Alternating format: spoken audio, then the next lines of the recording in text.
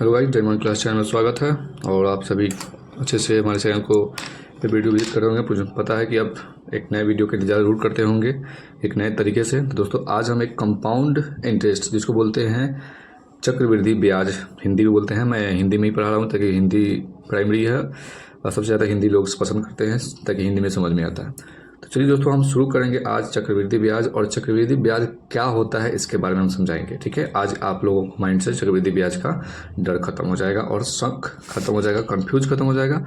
जो भी मन में चला कि होता क्या, ये चीज़ को आप समझेंगे। सबसे पहले आपको बताते हैं कि चक्रवृद्धि ब्याज में होता क्या है। ठीक है, परिभाषा कह रहा है कि कुछ निश्चित समय के बाद मूलधन में ब्याज जोड़कर नया मूलधन प्राप्त करने और पुनः नया मूलधन पर ब्याज प्राप्त करने की लगातार प्रक्रिया को चक्रवृद्धि ब्याज कहते हैं।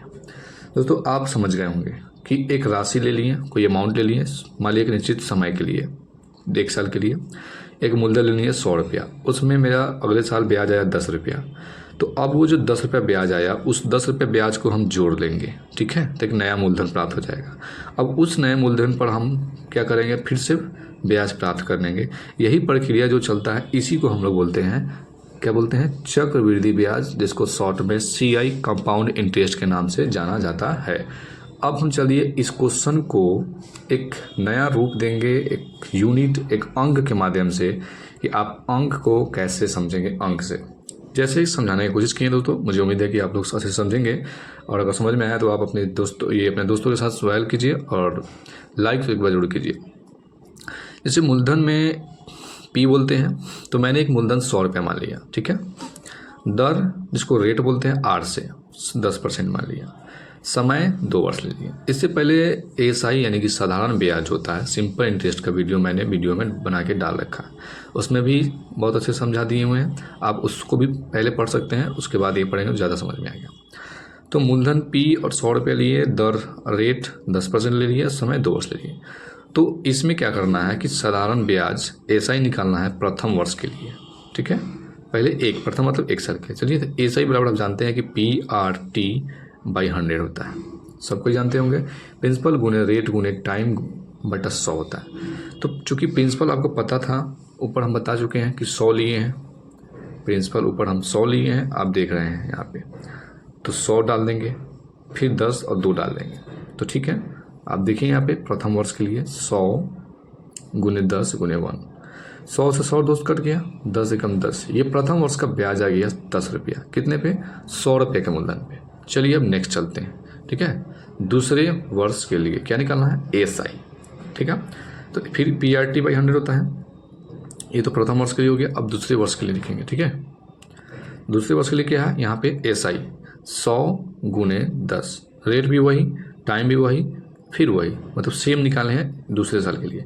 तो 100 से 100 कटा, कितना आया, 10। कहने का मतलब है कि 1 साल का ब्याज 10, तो फिर अगले 1 साल का ब्याज है 10।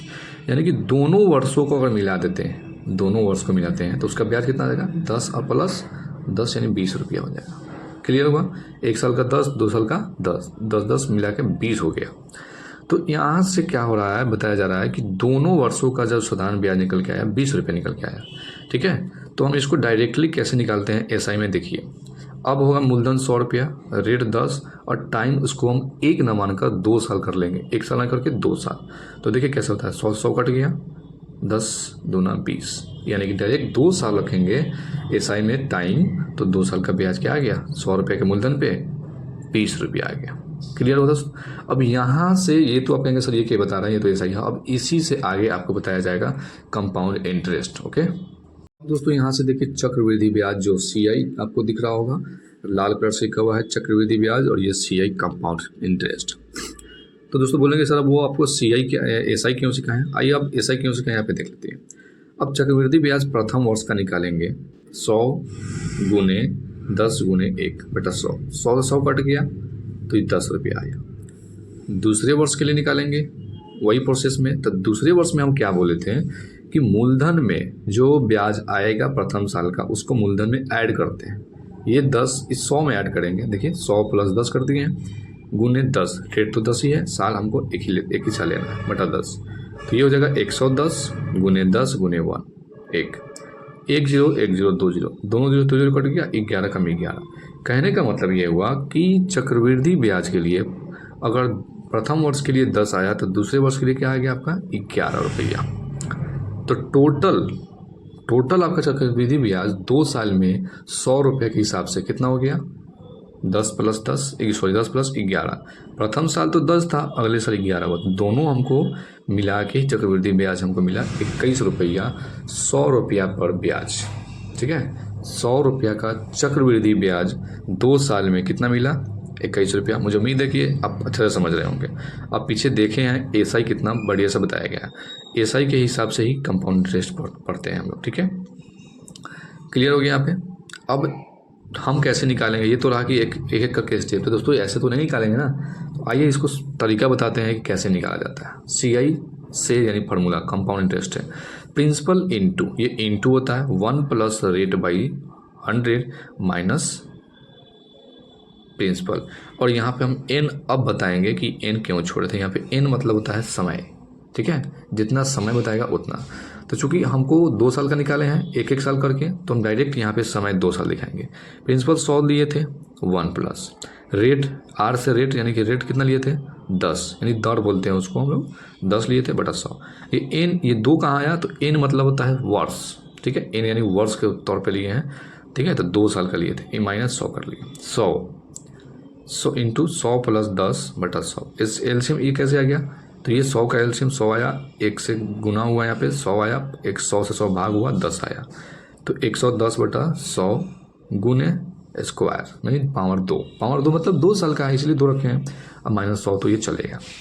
100 गुने 110 को हम 2 बार लिख लेंगे, 110 बटा 100, 110 बटा 100 2 बार, माइनस 100 लिख देंगे। ठीक है, अब क्या होगा यहाँ पे थोड़ा सा काट पीट करेंगे, 1 0 1 0, तो 2 0 से 2 0 हम काट दिए। अब ये 2 0 से 2 0 काट दिए, क्लियर हुआ। तो ये तो 1 बच गया, 11 गुणे 11 121 माइनस 100, यहाँ पे आ गया 21। तो ये क्या रहा 2 साल का कंपाउंड इंटरेस्ट। दोस्तों इस तरह से हम लोग कंपाउंड इंटरेस्ट निकालते हैं।